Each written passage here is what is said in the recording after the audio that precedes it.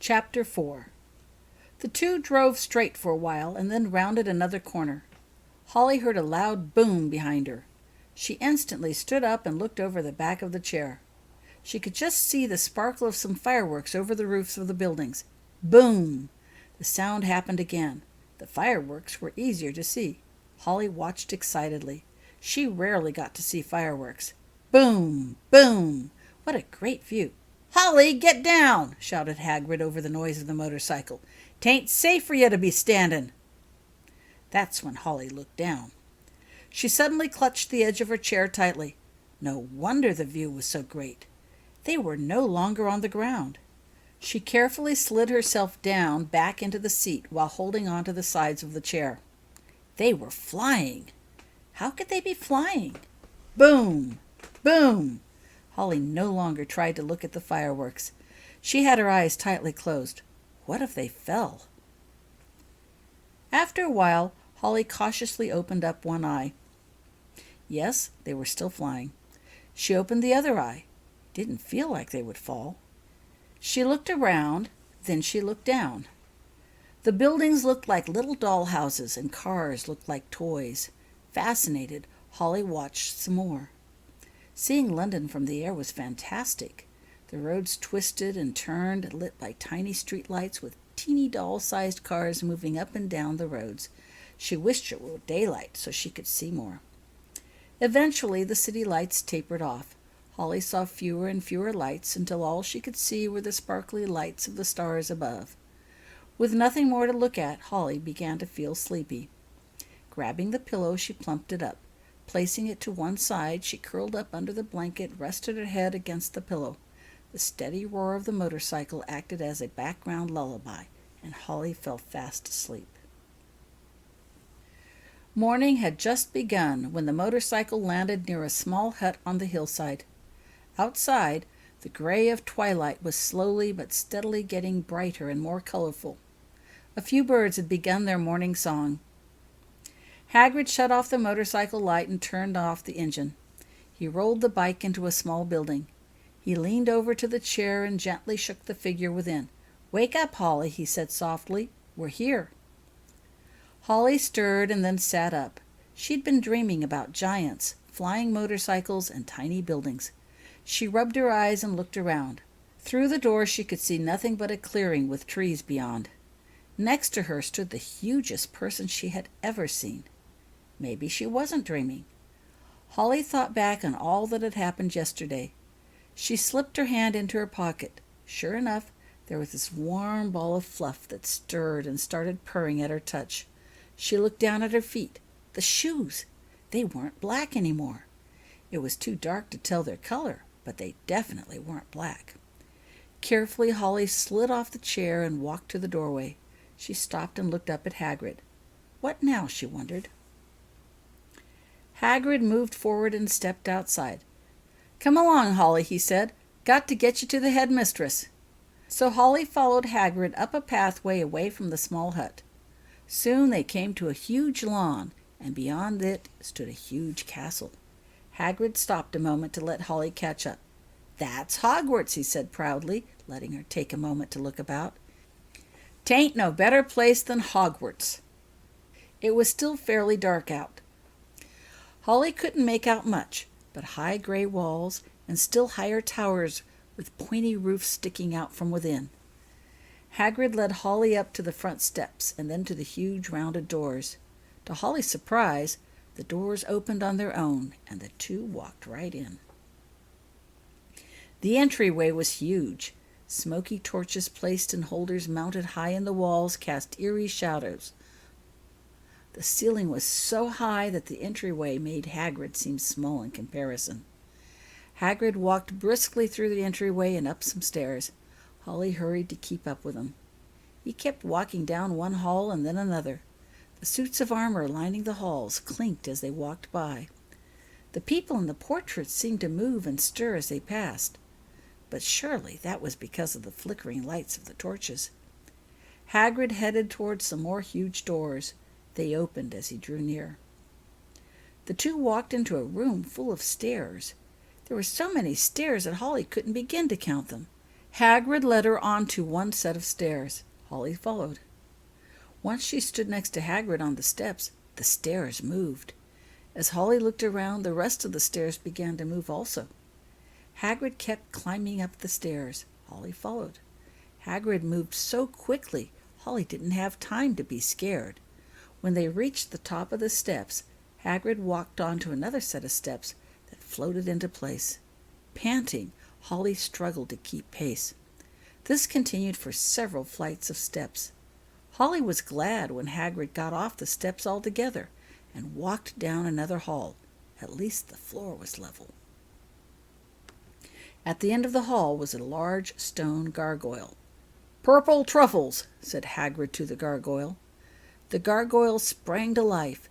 It leaped aside, and the wall behind it split in two to reveal a stone staircase that moved continuously upward like a spiral escalator. The two of them stepped onto the moving stairs. The wall closed behind them with a thud. They moved upward in a tightly spiraling circle until they reached the highly polished oak doors with a shiny brass knocker shaped like a griffin. Hagrid sharply rapped on the door 3 times, and the door opened. The two entered a circular room with a high ceiling. There were a couple of shelves mostly filled with books lining the room. The rest of the wall was taken up with portraits. Most noticeable of the portraits was one of an incredibly old man with white hair and a long white beard, who greeted Holly with a smile and a wink. They really do move, as they stepped into the room. Next to it was the portrait of a much younger man, with sallow skin, dark black hair, a hooked nose, and dark, beady eyes. He seemed to glare at Holly. That person didn't look very nice at all. 2 people were in the room already. One was a stern-looking elderly lady with square glasses, and her hair was tied back in a bun.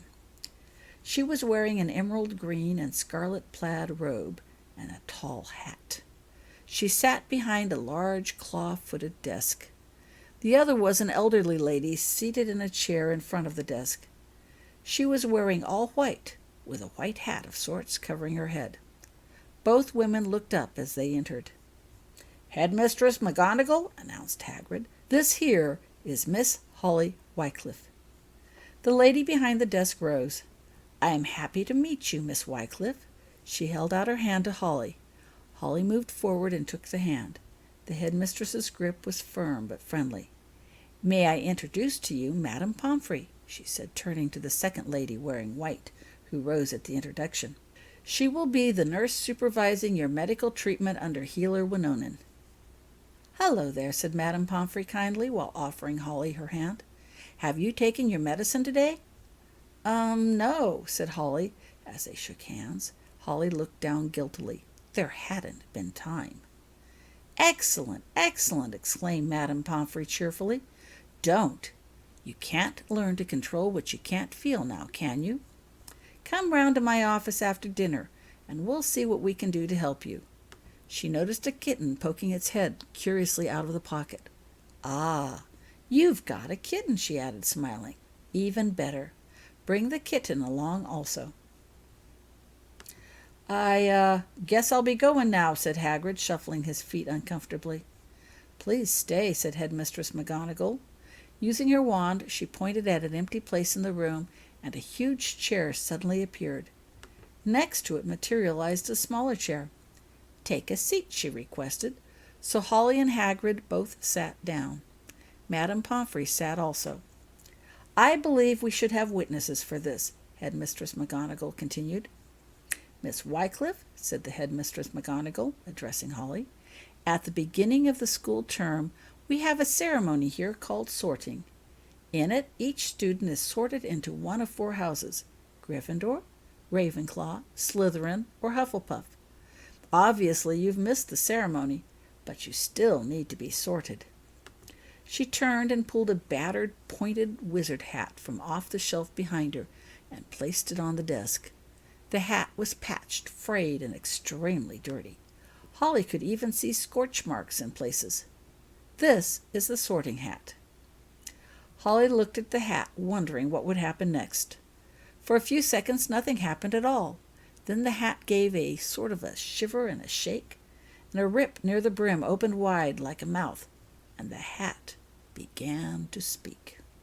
Our sorting now is almost done. All that's left to sort is one. Slytherin, Hufflepuff, Ravenclaw, Gryffindor.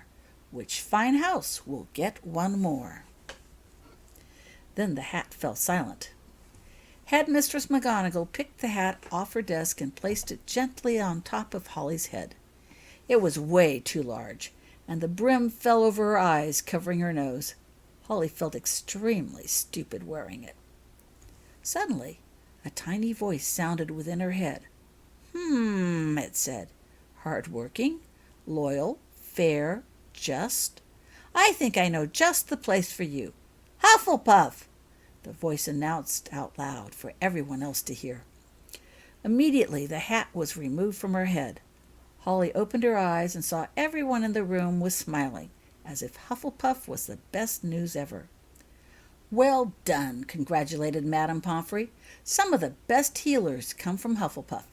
Healers? questioned Holly. Of course, said Madame Pomfrey. Your skills as an empath could give you an inside edge on every ailment. Meanwhile, Headmistress McGonagall had been using a quill to write something on a piece of paper. Hagrid, she said, could you see to it that Miss Wycliffe's things are delivered to the Hufflepuff house? Also, on the way down, could you please show Miss Wycliffe to Professor Iverson's office? Give the professor this, she said, handing the now folded paper to Hagrid. Thank you. She turned to Holly. Professor Iverson, she began, is the head of the Hufflepuff house. She'll get you set up in Hufflepuff.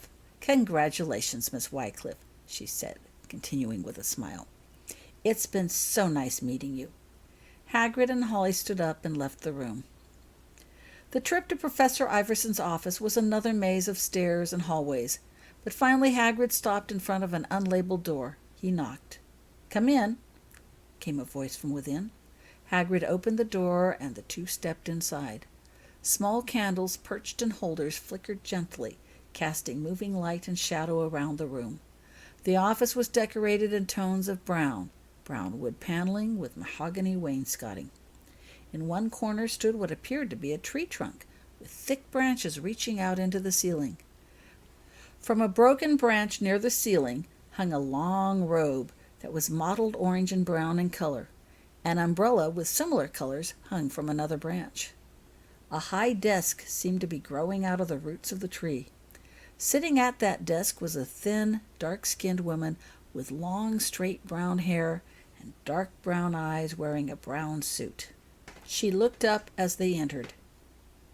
Professor Iverson, began Hagrid, this is Miss Holly Wycliffe. She's just been sorted into Hufflepuff. Here's a letter from the headmistress McGonagall explaining it all, he added, handing her the letter. Now, if you'll excuse me, I've got to get going. Goodbye, Miss Wycliffe, said Hagrid, turning to Holly. I'll be seeing you later. Hagrid left, leaving Holly standing in front of Professor Iverson. Professor Iverson carefully read the message that Headmistress McGonagall had written. Then she refolded it and looked up at Holly, smiling. Well, she said, what a pleasant surprise. Welcome to Hufflepuff. Thank you, said Holly uncertainly. She wondered what Hufflepuff was like. Professor Iverson picked up a brown quill and began writing. Then she folded up the message and handed it to a tiny speckled brown owl that sat snoozing on a stand behind her. Take this message to Prefect Feinstein, she commanded, waking the owl. The owl shook its feathers and then took off, flying out the window. Now, said Professor Iverson, returning her attention to Holly, let me get you a schedule of your classes. You'll be taking potions, astrology, herbology, the history of magic, charms, transfiguration, and defense against the dark arts. It says here you are also supposed to visit Madame Pomfrey every evening after dinner until further notice. Let me add that to your schedule for you. She rummaged around with her papers a bit and wrote something on one of them and handed it to Holly. Don't lose this until you remember all your classes, she said. Your classmates will show you the way to the classes. Have you got all of your school things? She asked, looking at Holly. Holly nodded. Good. I must remember to pass a note to all the professors about you, so you will be expected. she said to herself, and wrote some other things down on another piece of paper. There was a quiet knock on the open door. Holly turned and looked. Standing outside was a tall girl wearing a black robe. She had almond-shaped eyes and bangs. Her short, curly black hair was kept in place and out of her face by a narrow black and silver headband. The robe had a shiny silver badge on the right side. "You asked for me?" said the girl. "Yes, Miss Feinstein," said Professor Iverson, putting down her quill and looking up from her writing. "This is Miss Holly Wycliffe. Miss Wycliffe, this is Prefect Gwen Feinstein. She is one of the head students of the Hufflepuff House. Miss Wycliffe has just been sorted into Hufflepuff. She wasn't here sooner because she was very sick. She'll need some help catching up with this week's work. Could you take her to the dorms, Miss Feinstein, and show her the ropes, and help her get settled in?" Miss Feinstein's face lit up. "Gladly," she said, smiling. Her eyes sparkled. "Come along, Holly," she said, holding out her hand. Holly took it. The two left the office and walked down the hall. "So," said Gwen conversationally, "what did you have? You don't look too sick now." I wasn't sick, not really," said Holly uncertainly. "Oh?" "I mean, I did just feel awful, but it wasn't me, and it was really my neighbor who was sick, and, I sort of got sick too." "Oh?" The question was in Gwen's voice, but she didn't press. They walked along in silence. Holly stared at all the paintings that lined the walls, paintings containing people that seemed to move and look at them as they passed. Then she looked down at her shoes that now appeared bright yellow. They say I'm an empath," Holly blurted out suddenly. There, she'd said the word. What would Gwen do when she heard it? The word hadn't been all that welcome at her parents' house. It marked her as different, and being different scared Holly very much. Gwen stopped and looked down at Holly. "Are you really?" she asked. Holly nodded, not meeting Gwen's eyes, instead staring resolutely down at her yellow shoes. "But that's terrific!" responded Gwen enthusiastically. Holly looked up. "You mean it?" she asked uncertainly.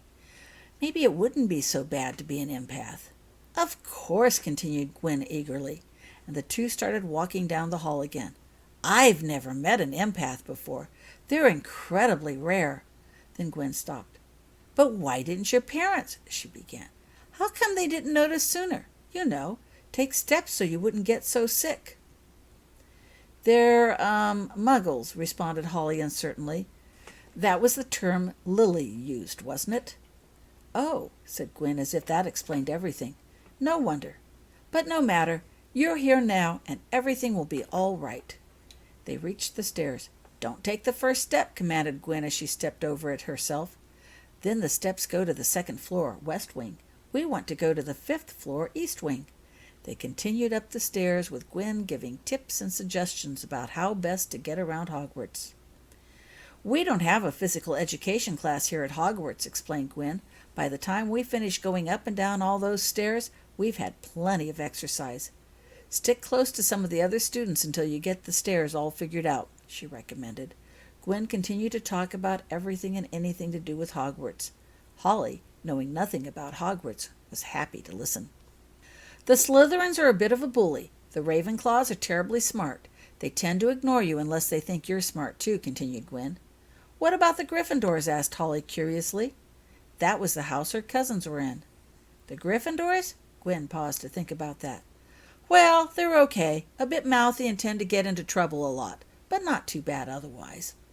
They stepped off the stairs and went down another hallway, presumably on the 5th floor. But by this time Holly had lost count of how many flights she had gone up and down.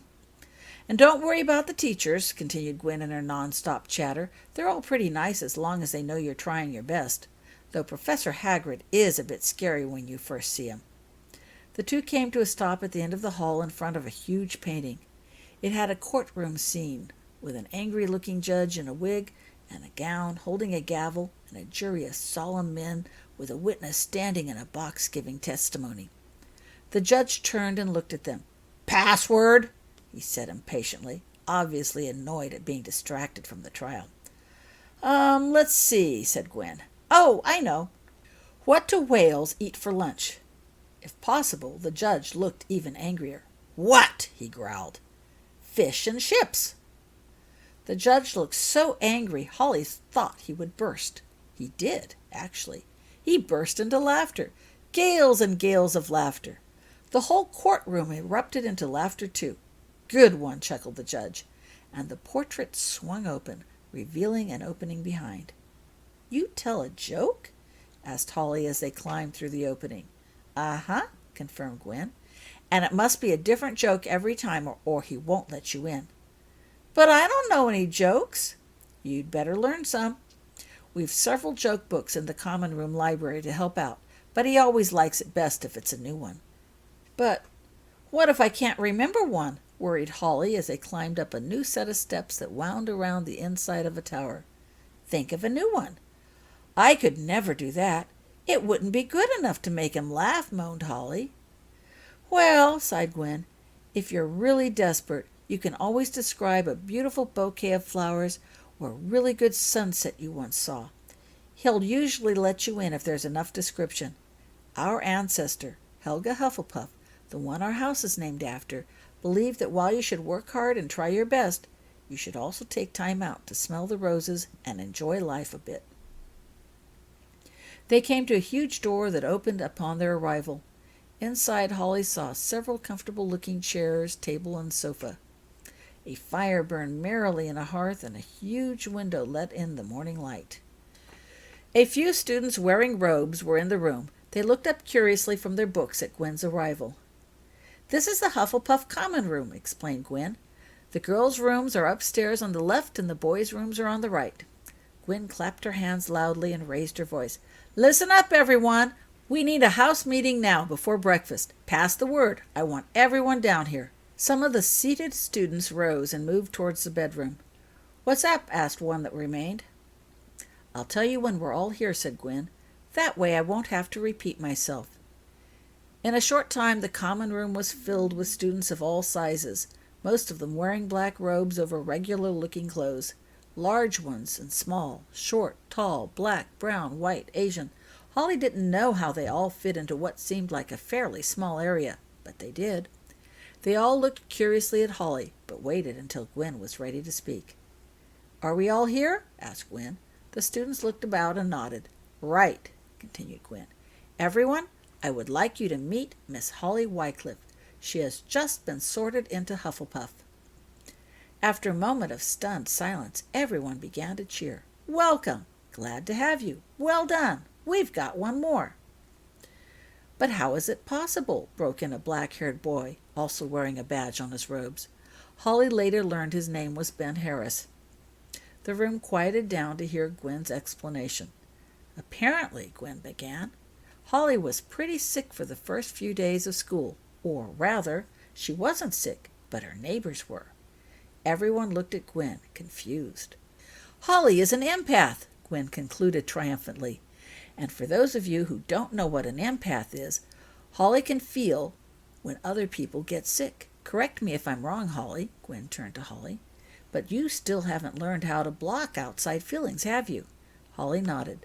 "So when Holly's neighbor got sick, Holly got sick too. Holly has Muggle parents, and they didn't know what was going on, so Holly got sicker and sicker. But that's all been sorted out now, and we've got Holly and Hufflepuff." And again everyone clapped and cheered. "Hold on there," cautioned Ben. "We'd better keep the empath stuff to ourselves." "Why?" asked Susan Braesbury, a plump red-haired girl with lots of freckles. She reached out casually and caught a small spider crawling by. Then she carefully opened her hand and set the spider down on her arm, letting it crawl free. "Because the Slytherins are a bit of a bully. If they find out they can hurt two of us with the same blow, so to speak, well, they will never let Holly alone." "And," continued Gwen, "until Holly learns to block, that also means no puking pastilles, nosebleeds nuggets, or any of those practical jokes around her. We don't know how they will affect Holly, and for heaven's sakes, if you feel sick or you've got a toothache, get yourself down to Madame Pomfrey immediately. We don't need two people in our house feeling ill now, do we?" Everyone nodded in agreement. A brown-haired boy with glasses and bangs quickly folded and tucked away a bag he'd been holding that had a large red calligraphy-style W printed on the outside. His name was Mickey O'Toole, also a first year. Right, said Gwen, sounding a bit more businesslike. Now Holly will need a bit of settling in to do. Who plans to come back up to the dorms after breakfast? Several hands rose up. Perfect. Marcy, will you make sure Holly doesn't get lost on the way back to the dorms? Sure, said Marcy Huckabee. She looked older than Holly, with olive-colored skin, brown eyes, and long brown hair pinned neatly back in a sort of a bun. I saw an empty bed and a pile of stuff by my bed when I left the dorms this morning, piped up a girl with glasses and brown hair that hung in two thick braids down her shoulders. She had also raised her hand when asked about returning to the dorms. Good, said Gwen. When we finish with this meeting, you can show Holly her bed and where to put her things. Thanks, Becky. Becky Smith gave a small smile. Now, who among the first took notes during class this week, including all of the assignments? Several hands flew up. And which one of you think someone else could actually read your notes? Several hands went down, but a few remained up. Mark, directed Ben, after looking at those with hands still up, I've seen your handwriting. It's pretty good. Why don't you lend Holly your notes so she can copy them after breakfast? Mark Owens, a studious-looking boy with thick glasses and short black hair, nodded. No problem, he said. And we need to sign you up with a tutor, added Ben. Who's still free? The students looked around at each other. I am, came a deep voice from in back. Holly looked curiously at the speaker. He was an older student with dark brown hair and blue-gray eyes. He seemed nice enough and gave a friendly nod to Holly. Gwen smiled. Super, she said enthusiastically. Holly, meet Roland DeWitt. He'll be your tutor starting next week. Ask him for help should you run into any problems with your classes. After lunch, I'll work with you with your wand, said Gwen to Holly. Anyone else who wants some wand practice can join us, too. We'll be in the courtyard to the right of the front doors of Hogwarts. That way you won't accidentally hurt anything, said Gwen to the rest of the group. Several students laughed at that. Any questions? There were none. Anything else? No one could think of anything. Well, said Gwen, with a toss of her curly head, I guess that's it for now. Let's go down for breakfast. I don't know about you, but I'm starved. Lots of students nodded in agreement at that. Even Holly felt a hungry rumble in her stomach. So remember, finished Gwen, work hard, do your best, and if we help each other, we can do anything. That last part was said by the group as a whole, and was obviously a line frequently repeated in Hufflepuff. With that, the meeting broke up. Holly followed Becky into the dorms. This way, Becky said, and showed Holly a huge 4-poster bed with a pile of clothes and supplies neatly stacked next to it. My bed is this one over here, said Becky, pointing to a nearby bed. Holly's kitten immediately crawled out of her pocket, jumped onto Holly's bed, and curled up on a pillow. She's beautiful, admired Becky. What's her name? I haven't named her yet, admitted Holly thoughtfully. It has to be something special. The two of them proceeded to unpack Holly's things and put them away in a waiting empty dresser that somehow managed to shrink and slide neatly under the bed when they finished filling it. Don't ask me how, exclaimed Becky. My parents are Muggles too, and I haven't the foggiest idea how things work around here. That made Holly feel loads better. She wasn't the only one there with Muggle parents. Mark was waiting for Holly with his notes when she re-entered the common room. Put them on your bed, he recommended, as he handed her the notes. I don't want them to get misplaced or lost. He waited until Holly returned without the notes, and the three of them went down the stairs for breakfast. It turned out that Mark came from a wizard family, and while he had never attended Hogwarts before this term, he was full of stories and information about Hogwarts and wizards. Both Holly and Becky peppered him with questions. Holly, because she knew nothing about Hogwarts, their classes, or wizards, and Becky, because she knew enough to realize she knew practically nothing. How come my wand doesn't work right? Becky complained. Everyone else's wand did so much better than mine. Mine just kind of fizzled. Did you get it at Ollivanders? Asked Mark after he heard her woes. No, admitted Becky. We got it from a street vendor at the front of the alley. What's Ollivanders? Well, that's your problem. Ollivanders is the only place that makes decent wands, said Mark decisively. Have your parents take you right down to Ollivanders over Christmas break and get a proper wand. Then it'll work a whole lot better. Never get your wand second-hand, he continued. My mom says that each wand fits a certain personality somehow, and if your wand has a personality that doesn't match yours, or something like that, then it won't work right. Mark lowered his voice. That's one reason you know who lost to Harry Potter. There was something wrong with his wand. Mum was there when it happened, and she heard Harry Potter tell him so, but you know who wouldn't listen. You know who? Asked Becky. Oh, that's right, said Mark. You don't know about him. You're both from Muggle families. Well, about 20 years ago, when my parents were going to school here, there was this really powerful, really evil wizard. So evil everyone was afraid to say his name. I'm not even sure I know his proper name. Voldemort, thought Holly. She knew his name. Well, continued Mark in a whisper, he tried to take over the whole wizarding world and threatened to take over the Muggle world as well. Harry Potter faced off against this wizard right here in the Great Hall of Hogwarts, and the evil wizard lost. No one knows quite how it happened. After all, Harry Potter dropped out of school after his 6th year, so he couldn't have known as much as you-know-who had been studying magic for over 50 years. But Harry Potter knew enough to defeat him somehow, and he did. Ah, here we are, the Great Hall. Mark led them to the Hufflepuff table. Along the way, he gave Holly and Becky a brief explanation of the colors and banners hanging over each table. A gold lion on a scarlet background for Gryffindor, a silver snake against green for Slytherin, a bronze eagle set against blue for Ravenclaw, and a black badger with a yellow background for Hufflepuff. The trio sat down to eat. What a magnificent spread it was! The table was covered with all sorts of breakfast foods, scones, jam, porridge, eggs, kippers, oatmeal, butter cakes, biscuits, rashers, juice, milk, sausage. Holly took a big helping of everything she could reach and began to eat enthusiastically. Once Mark had a few bites, he continued talking about what he knew concerning the other students in the hall. Holly and Becky listened avidly. See that red-haired girl on the end of the Gryffindor table? Both Becky and Holly nodded when they spotted the person he was pointing out. That's Rose Weasley. She's a first year, too. I heard her dad was best friends with Harry Potter when they were at school. He even helped Harry break out of Gringotts. Gringotts, said Becky, impressed. Wow. Then, why? No one knows, said Mark, but they had the big battle right afterwards. What's Gringotts? Asked Holly. Gringotts, said Ben, is the bank in Diagon Alley. Ben had been listening in to Mark's commentary and now added his own bits of information.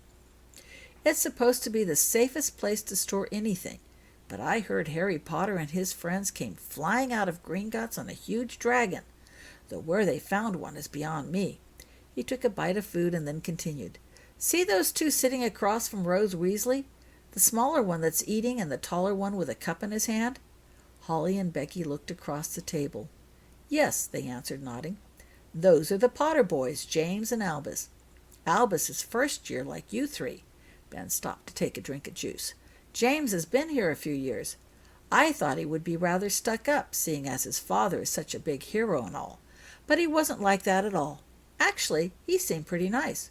For a Gryffindor. James looked up and over at the Hufflepuff table. For a moment his eyes seemed to meet Holly's. Holly looked at him with interest. Her cousin. He looked a lot like his father, tall and slender with brown hair, but no glasses. Did he know they were related? Then somebody at the Gryffindor table spoke, and James looked away. His attention returned to his own circle of friends and family. At this point, their meal was interrupted by hundreds of owls swooping into the great hall. Big ones, little ones, white ones, gray ones. They flew down the tables, dropping parcels and stopping in front of different students. At first, Holly was afraid of all the birds, but no one else paid them any attention other than to look eagerly to see where they landed. What's going on? Asked Holly as she watched the owls land around her. Morning mail, replied Mark, who was happily unrolling a note he had received from an owl. He fed the owl a tidbit and it flew off. Look, he exclaimed excitedly, it's from my parents. They miss me already. He folded the note and put it into his pocket. How do you send mail? Inquired Holly, who suddenly remembered that she had promised to write her parents. "Same way," said Ben. "There is a rookery outside the castle where the owls stay. Give them a note, tell them where to go, and they'll be off." Holly wondered what her parents would think of mail by owl. They finished eating their breakfast. Holly and Becky followed Marcy back up to the dorms. Marcy told a knock-knock joke to get inside. Holly made a mental note to find that joke book so she could be prepared with a joke in case she had to come up here alone. Marcy showed Holly how to use the quill and ink properly. Even so, Holly's copied notes were full of blotches, and half the time she didn't even understand what she was writing. Holly placed an asterisk next to each homework assignment mentioned in her notes, so she would be sure to find it later. When she had finished and looked over her work, Holly gave a moan of despair, realizing how much homework she had to get done this weekend, and she still had no idea what she was doing. Lunchtime was a welcome relief from all the writing she had been doing. Holly returned the notes to Mark and happily joined Becky on the way down the stairs for lunch. Holly didn't see the Potters at the Gryffindor table during lunch. Ben, sitting with them, focused their attention on the Slytherin table. He pointed out which students would be best to avoid and wondered aloud who would be the worst of the lot amongst the first years. "I heard there was a huge effort to get rid of the Slytherins altogether after the defeat of you-know-who," chirped in Donna Macmillan suddenly. She was a third-year student who had joined the conversation. "Yes," agreed Gwen. "That's what my mum said, too. Apparently almost everyone who joined you-know-who came from the Slytherin house." "So what happened?" asked Holly, looking over at the Slytherins. They did look like a mean lot. "Well," continued Donna, "Dad said that Harry Potter stood up for them. Harry Potter said that people joined you-know-who, not houses, and that 2 Slytherins in particular, at great personal risk, helped him to defeat you-know-who.